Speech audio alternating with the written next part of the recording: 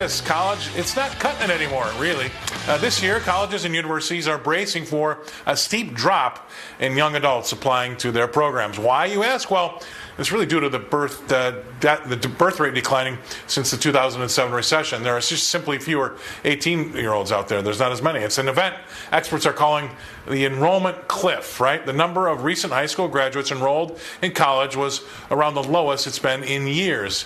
In 2022, 62% of high school grads enrolled in college versus 70% in 2009.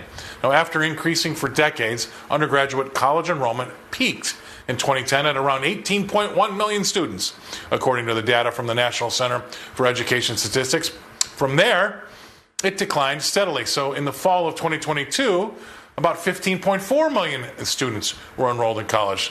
Trade schools or not, what's important here is that we need to make sure that we have a solid and thriving middle class.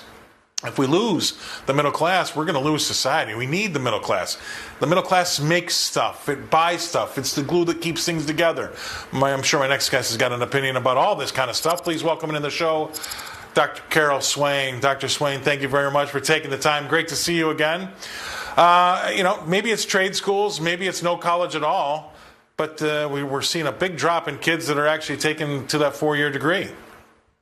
Well, it can be, and partially the declining birth rate, but I would say also that people are making smarter decisions.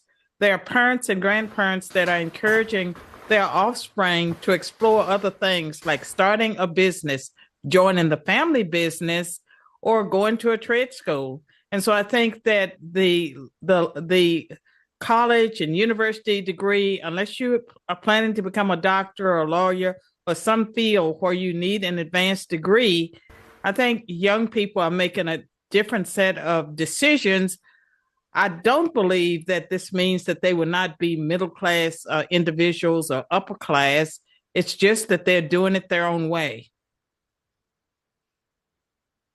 Well, I'm coming from the point of view that they've been putting off or changing a lot of the behaviors of the past, and we've seen obviously the birth rate declining, and that's a problem because if you're not giving birth or a lot of the not middle class, but a lot of the kids nowadays, they've been putting that off. They've been putting buying a house off. They've been putting having children off. They've been putting getting married off.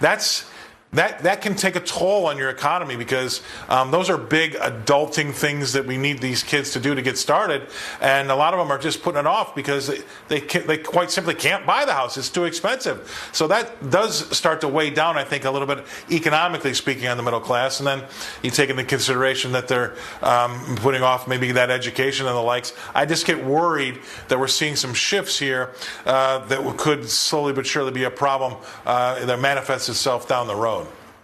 We're definitely seeing some shifts taking place, and it means that colleges and universities will have to try harder to offer something that the students that are out there, the young people out there, would be interested in and their parents. And so I believe good will come out of all of this. And we know that with the declining birth rate, even if we decided tomorrow we were going to do something about it as individuals, it takes, 18 years to prepare someone for college. You're right. And, you make another great point. But it's day one, page one, paragraph one of stock market investing. If you don't have a population that's growing, you won't have a stock market that's growing too.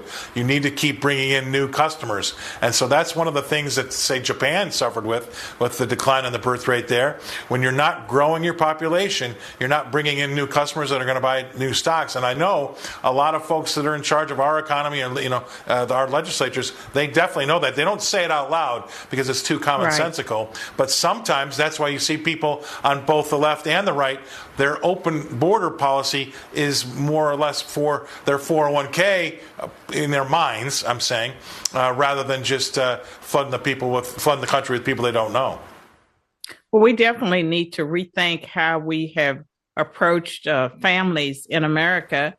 And I don't believe, that it's curtains for our nation and the population decline is concerning. But think about the indoctrination that so many young people receive, that every child is a huge carbon footprint. And so they've been discouraged from starting families. They've been told that the world is going to end tomorrow.